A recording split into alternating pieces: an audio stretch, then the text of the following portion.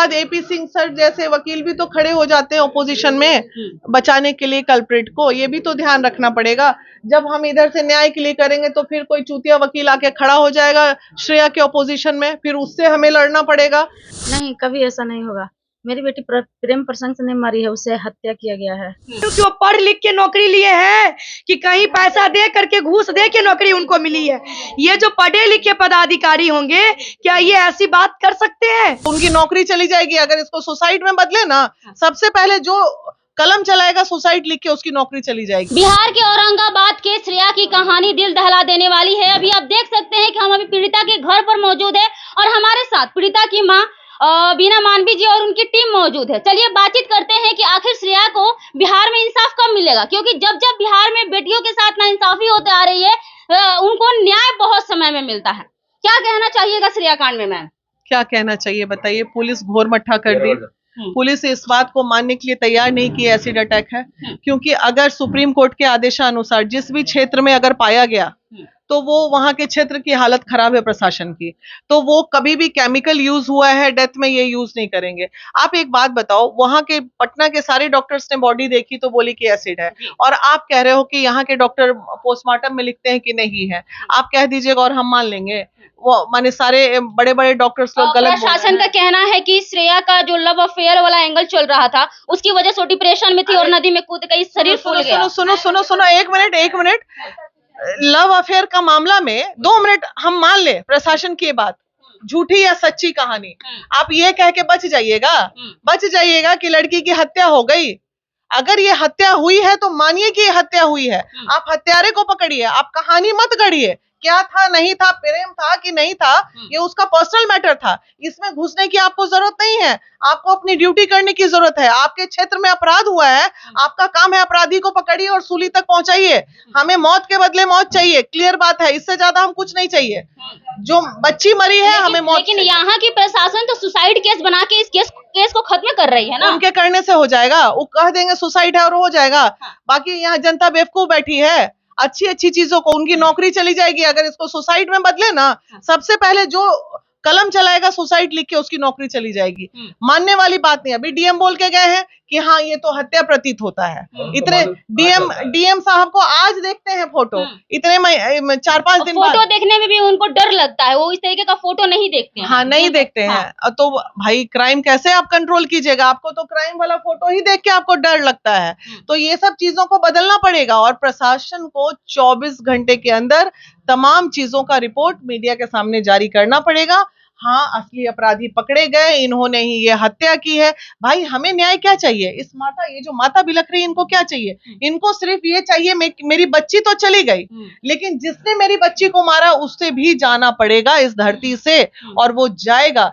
7 साल लग गए थे लड़ाई लड़ने में निर्भया केस में। माता खड़ी थी, लेकिन यहाँ 7 साल नहीं लगेगा। 7 महीने के अंदर इसको फांसी पे चढ़ाएंगे। 8 दिन तो हो गया मैम, लेकिन कोई कार्रवाई नहीं हुआ। इसको दबाने की कोशिश की जा रही है। आपको लगता है कि इसको उछलने दो ना? कितना उछलेंगे ये लोग? कहाँ तक जाएंगे? कानून से बच जाएंगे? बाद एपी सिंह सर जैसे वकील भी तो खड़े हो जाते हैं ओपोजिशन में बचाने के लिए कल्प्रिट को। ये भी तो ध्यान रखना पड़ेगा। जब हम इधर से न्याय के लिए करेंगे तो फिर कोई चूतिया वकील आके खड़ा हो जाएगा श्रेया के ओपोजिशन में, फिर उससे हमें लड़ना पड़ेगा। तो अब कर्म बेच के, धर्म बेच के ऐसे वकील भी तो चले आते हैं काले कोट में गुंडा राज करने के लिए। तो अगर ऐसे वकील लड़ने के लिए अपोजिशन में खड़े ना हो, अब आप बताइए जिस दिन मामला कोर्ट में जाएगा हमारे तरफ का जो वकील होगा उसके तरफ से एक वकील आएगा कि नहीं आएगा? आएगा। तो क्या ऐसे केसेस में किसी भी वकील को आगे आना चाहिए? इंसानियत बेच देता है, धर्म बेच देता है, अपना काला कोट का गोरख धंधा चालू, चंद पैसे के लिए आप एक बेटी के अपोजिशन में खड़े हो जाते हैं। तो ये क्या अच्छी बात है? कोई भी व्यक्ति एक साइकोलॉजिकल, चूंकि बच्चों की काउंसलिंग मैंने की है, मैंने ट्रेनिंग लिया है, मैंने बड़े बड़े बच्चों के लिए 15 साल मैंने काउंसलिंग का काम किया है। एक बच्चा जब आत्महत्या करने जाता है तो उसके पास आत्महत्या या तो नदी से कूद के करेगा, या रेल पे कट के करेगा, या फांसी लगा के करेगा, या सल्फास खा के करेगा, जहर खा के करेगा। अपने ऊपर तेजाब डाल के किसी को देखा है आत्महत्या करते हुए? जी नहीं। तो चलिए पीड़िता की माँ से बातचीत करेंगे। क्या लगता है जो प्रशासन श्रेया पर आरोप लगा रही है, आपको क्या लगता है कि क्या सच में श्रेया का प्रेम प्रसंग था और वो सुसाइड किया? नहीं, कभी ऐसा नहीं होगा। मेरी बेटी प्रेम प्रसंग से नहीं मरी है, उसे हत्या किया गया है। इतना गंभीर आरोप लग रहा है। नहीं, गलत है। सबको मिले हुए हैं। सभी कोई इस केस को दबाना चाहते हैं। मतलब श्रेया के केस को दबाने की क्या कारण हो सकती है? अब तो हम इतना नहीं बता सकते हैं। उनसे सवाल मत पूछिए आप। नहीं, वो बोलने का उनको कहाँ स्थिति है। चलिए प्रियंका झा है, पीड़िता की मां बोल नहीं पा रही है। अभी इनकी हालत देख सकते हैं, ये हालत काफी गंभीर है। मैम क्या लगता है आपको? देखने से तो आप भी अभी देख ही रही हैं, जो आप लोग प्रेम प्रसंग का बात कर रही हैं। ये दुर्भाग्य है कि अगर लड़की का मामला आता है तो प्रशासन इजीली आगे कह देते हैं ये आत्महत्या है या प्रेम प्रसंग का मामला है। और हमारे कुछ मीडिया वाले भी ऐसे ही होते हैं कि कहते हैं इस जो घटना है वो कह रहे हैं कि प्रेम प्रसंग का मामला है। सबसे पहली बात तो हमें प्रेम प्रसंग पे जाना नहीं है।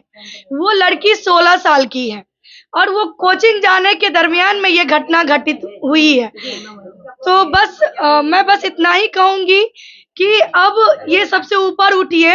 अब प्रशासन जिस तरीके से इस केस को लिपापोती करने में तरह तरह की घटनाएं को अंजाम दे रहे हैं, बुन रहे हैं। एसिड अटैक को क्यों आखिर छिपाने की कोशिश की जा रही है? क्यों? क्योंकि उनकी वर्दी दांव पे लग जाएगी।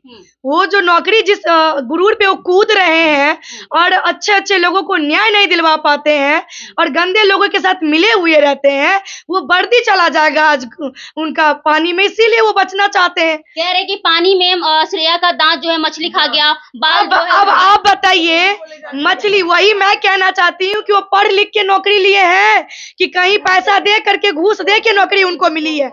ये जो पढ़े लिखे पदाधिकारी होंगे, क्या ये ऐसी बात कर सकते हैं? ये तो मतलब हमको लगता है कोई सेंस ही नहीं बनता ऐसा बात करने का। अब एक बात बताइए, जिस तरीके से पूरे देश में अभी ये मामला तूल पकड़ा हुआ है, लेकिन कोई जो गोदी मीडिया है इस बात पे कोई चर्चा कर रहे हैं? कोई नहीं कर रहे हैं। क्या श्रेया कांड सिर्फ एक मुद्दा बन के रह जाना चाहिए या बिहार सरकार की या केंद्र सरकार की इस बेटी पे भी नजर होनी चाहिए? आखिर जो सोशल मीडिया से लेके ये जो हमारे नेशनल मीडिया है, किस तरह से चुप्पी साधी हुई है? आखिर क्यों? क्या उनको कोई प्रेशर कि इस मामला को उठाया नहीं जाए? एक कंगना को एयरपोर्ट पे थप्पड़ लगती है, उसकी गूंज देश से लेके विदेश तक पहुंचती है, सोशल मीडिया नेशनल मुद्दा बनता है, लेकिन यहीं पे बिहार में एक बेटी जला दी जाती है, उसका मीडिया पे क्या कोई सरकार भी उस पर अपना बात नहीं रखना चाहती? क्या लगता है मैम, क्या लगता है कि जिस तरीके से श्रेया केस को दबाने की कोशिश की जा रही है, श्रेया को इंसाफ दिला पाएंगे आप लोग? बिल्कुल दिला पाएंगे। हम लोगों ने अच्छे अच्छे को अंदर करवाने का काम किया है।